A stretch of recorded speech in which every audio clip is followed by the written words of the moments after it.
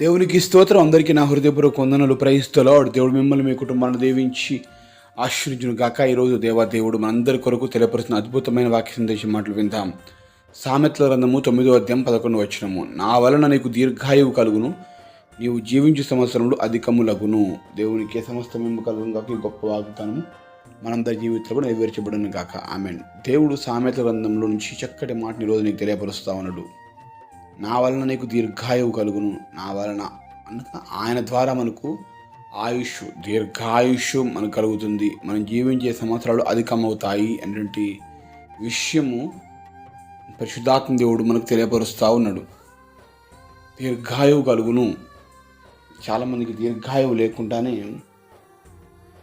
వారి యొక్క సమయాన్ని, కాలాన్ని వెళ్ళబుచ్చుతూ ఉంటారు. దీర్ఘాయువు ఉండే చాలామంది జీవితాల్లో కొంతకాలం వరకే ఈ భూమి మీద బ్రతకగలుగుతూ ఉంటారు. ఆ తదుపరి ఇక్కడి నుంచి వెళ్ళిపోవాల్సిన సమయం ఆసన్నమైనప్పుడు ప్రాణం విడిచి వెళ్ళిపోతూ ఉంటారు. ఇప్పుడు దేవుడు చెప్తాడు, నా వలన నీకు దీర్ఘాయువు కలుగును. నా వలన నీకు దీర్ఘాయువు కలుగును. నిజమైన దీర్ఘాయువు ఏంటంటే మనం మరణించిన తదుపరి కూడా మనం బ్రతికే ఉంటాము, దేవుని రాజ్యంలోకి చేర్చబడటం. ప్రతి దేవుని బిడ్డారా, హిజ్కియా మరణకరమైన రోగంతో మంచాన పడి ఉంటాడు. మంచాన పడి ఉంటాడు. యెషయా ప్రవక్త వచ్చి, నీవు నీ ఇల్లును చక్కబెట్టుకో, నువ్వు చనిపోబోతున్నావు అని చెప్పినప్పుడు తను లేచి గోడ తట్టు ముఖం తిప్పి కన్నీటితో ప్రార్థన చేసినప్పుడు హిజ్కియా మరలా ఆయుష్ను దేవుడు పొడిగింపజేస్తాడు. ఎందుకంటే నీ జీవించే సంవత్సరం అధికములగును. కొంతకాలం వరకే అని అనుకుంటా ఉంటారు. దేవుడు అధికం చేస్తా అంటున్నాడు. నువ్వు జీవించే సంవత్సరములు జీవించేటువంటి సంతోషకరమైన సంవత్సరం అధికములు అవుతాయి. నీ జీవితంలో కూడా ఏదైతే నిన్ను శోధనకు గురి చేస్తూ హిజ్కియాకు మరణకరమైన రోగం ఉండొచ్చు, కానీ ఒక్కొక్క సమస్య వెంటాడుతూ ఉంటుంది. ఆ సమస్య నుంచి అధికమైనటువంటి దీవెనలు దేవుడు ఇవ్వబోతా ఉన్నాడు. అధికమైన ఆశీర్వాదాలు దేవుడు మనకు ఇవ్వబోతా ఉన్నాడు. ఈ వాగ్దానం ఎంతో గొప్పది, అద్భుతకరమైనది.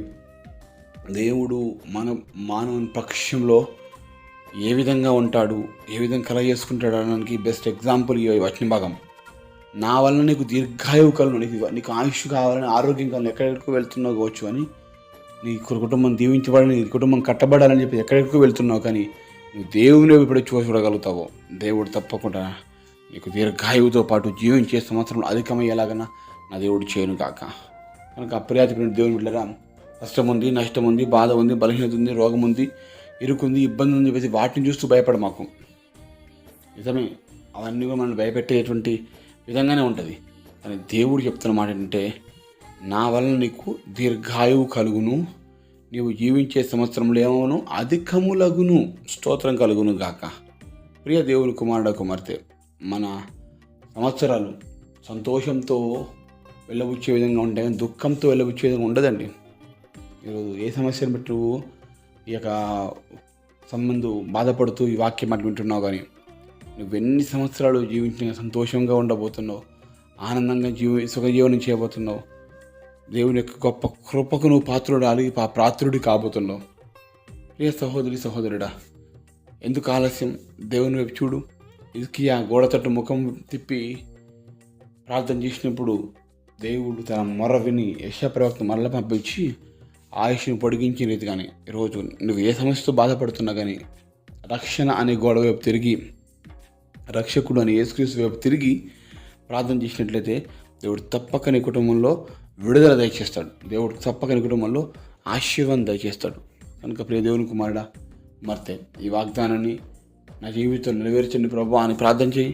తద్వారా దైవిక దీవెనలు, ఆశీర్వాదాలు పొందుకోవడానికి ఎక్కువ అవకాశం ఉంటుంది. మనం వాక్యం విన్న తర్వాతకి, వాగ్దానం విన్న తర్వాతకి ప్రార్థన చేయకుండా వదిలేస్తే అది ఎంత మాత్రం ఫలభరితంగా ఉండి ఫలించదు కూడా. మన విశ్వాసంతో చేసే ప్రార్థనే రోగిని స్వస్థపరుస్తుందని చెప్తున్నాడు కదా. విశ్వాసం చేసే ప్రార్థనే నీ జీవితంలో జరిగేలాగా దేవుడు చేయను కాక. కనుక ఈ గొప్ప వాగ్దానము నీకు దేవుడు వినిపింపజేస్తుండగా విశ్వాసంతో ప్రార్థన చేసుకున్నాం. ద్వారా దైవిక దీవెనలు పొందుకుందాం. ప్రార్థన. మహాగణుడ, పరిశుద్ధుడ, ప్రేమ గల తండ్రి, వందనాలు, స్తోత్రాలు. గొప్ప దేవుడానికి వందనాలు. నా వల్ల నీకు దీర్ఘాయువు కలుగును, నీకు జీవించే సంవత్సరం అధికములగును అనేటువంటి గొప్ప వాగ్దానాన్ని, గొప్ప విషయాన్ని మాకు తెలియపరిచిన వందనాలు చేస్తున్నాం ప్రభా తండ్రి.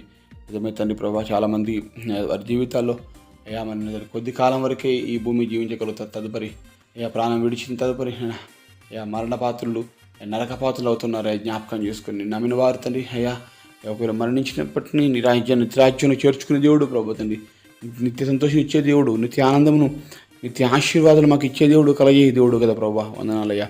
ఈ గొప్ప వాగ్దానము మా జీవితంలో నెరవేర్చి ప్రభా తండ్రి, కష్టంలో నష్టంలో బాధలు బలహీనతలు ఇరుకులు ఇబ్బందులు అనారోగ్యాలు కుటుంబం ప్రతి బిడ్డకు తండ్రి క్షేమము కాపదలు విడుదలకి మీరే మహిమా ఘనత ప్రభావం సహాయం దయచేయమని మమ్మల్ని మేము తగ్గించుకుంటూ మీ నామాన్ని హెచ్చిస్తూ నాజరేయుడైన యేసు నామములో కృతజ్ఞతలతో అడిగి వేడుకొని పొందుకొనిచుకున్నాం మా ప్రియ పరలోకమందున తండ్రి. ఆమేన్, ఆమేన్, ఆమేన్.